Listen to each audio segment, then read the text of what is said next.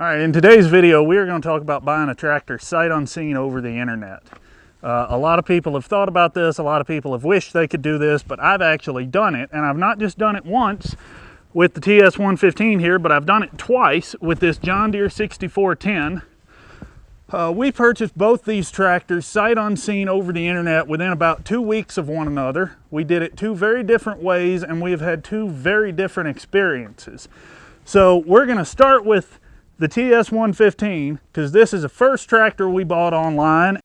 So I found this tractor and I called the seller.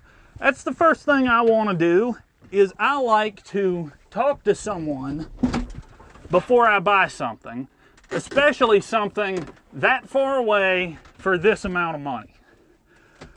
Because I want to kind of talk to the person and get a feel for the type of seller I'm dealing with. That's not foolproof, as I would find out in this case, but it does just give you one more thing to go on. So I called the seller and we talked, and he told me, hey, cosmetically this thing is rough. He told me the fenders were messed up, he told me the tires were wore, and I asked him, I specifically said, you know what, nobody can predict the future. It's unfortunate, but you never know what can break next. But I asked him, I said, of the issues you know this tractor has, of all the problems you have seen, because you are familiar with equipment and you do buy and sell and trade in this stuff, what do you think the next major breakdown with this tractor is going to be? Well, he said the differential lock light on the dash stays on, and one of the front wheels has a seeping hub. He said those are the only two problems. I said, okay.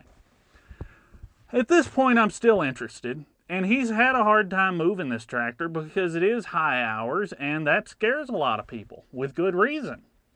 But I told him, I said, here's what I want to do. I would like to have the New Holland dealer in your area, there in Maryland, I'd like to have the dealer come out. I want them to take a look at this tractor. I want them to inspect it. I want them to troubleshoot the differential lock light on the dash. Tell me what's going on there, because if I'm going to have to split the rear end and go in there and fix broken pins or mechanical parts or something, I need to know about that up front, because pulling the cab, breaking down the rear end, all that's a major job. And those are the kind of things I was looking for, is what are the major problems. So I talked to the seller, I told him that, I said, look, if you want to have the dealer come out, I'll pay for it, I'll take care of it, but I want to get another set of eyes on this thing. Not that I don't trust you, but you are the guy trying to sell me something. So he says, don't worry about a thing, I'll take care of it. So he claims to have the dealer come out, they inspect the tractor, and they said the differential lock light was due to a bad switch, and the warning light on the dash was due to low brake fluid.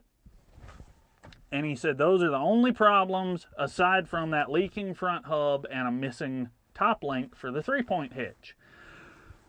So I said, okay, armed with this information, we negotiated. We settled on a price. If you haven't seen the price video, I'll link to it in the description, and I'll link to it probably at the end of this video. But we settled on a price, and I wire transferred him the money. I went into town, went to my bank. It cost me $15 to transfer the money directly into his account. Yes, that's a risky thing to do, because the guy could have vanished. You know, he could have took off and been gone, but he didn't. He was legit as far as that goes. I'm not going to say he wasn't regardless, but get into that later. Anyway, so I wired him the money, and at this point, I own a tractor that is sitting in Maryland and is way too large for anything I have to move. So now I have to get it shipped. Shipping a tractor is not necessarily easy, but it's not that complicated. What you do is you get online and you look up a freight broker. Just type freight broker into your favorite search engine, and it's going to pull up more phone numbers than you know what to do with. And start calling them. And they're going to need to know what the machine is, how big it is. If you can give them dimensions, anything special about the machine, you need to tell them up front, because the freight broker is going to take the information from you, the customer, and put you in contact with a truck driver, typically an owner-operator or an independent carrier, that can move your load. And for doing this service, the broker gets a couple $100 typically. So I talked to a bunch of different freight brokers trying to find out when they could move it, what they could move it for, who could move it, and I got several different quotes. There are a ton of freight brokers based in Florida, and they will quote you some extremely low rates. I mean, I had a guy quote me $1,450 to move this tractor 1,600 miles. And I can tell you from experience, you are not getting an owner-operator to move anything for under $1 a mile, because they lose money. I mean, that's just the way it is.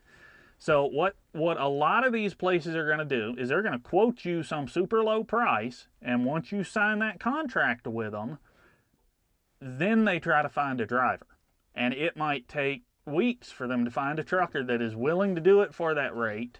And then once the machine shows up, I've heard horror stories about extra fees and things like that being tacked on at the end.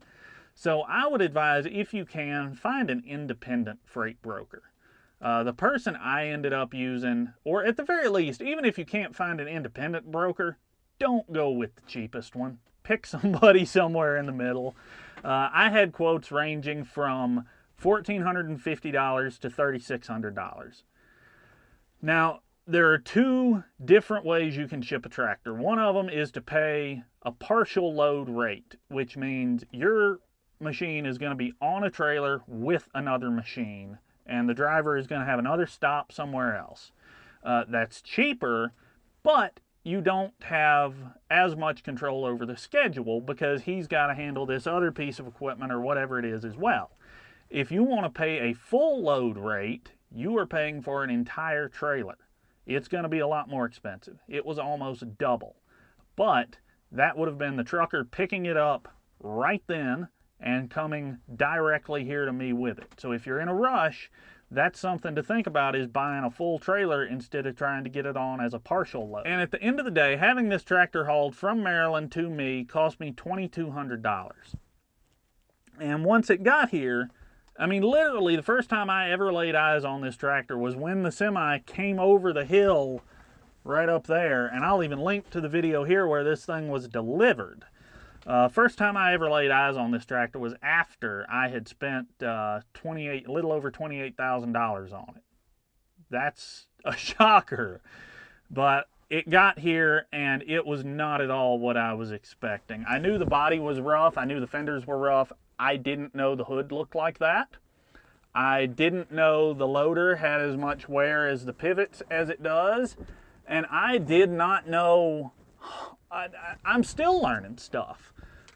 When this tractor arrived, I thought I was getting a machine that was ready to go to the field, with the exception of one leaky axle seal and a bad differential lock switch. And that wasn't the case at all. This tractor had a bad injection pump. The injectors had to be rebuilt. I did a full service on it. I found the hydraulic oil was extremely contaminated with water, literally the worst I've ever seen. And I was an equipment mechanic for 12 years. So this tractor was just stunningly rough.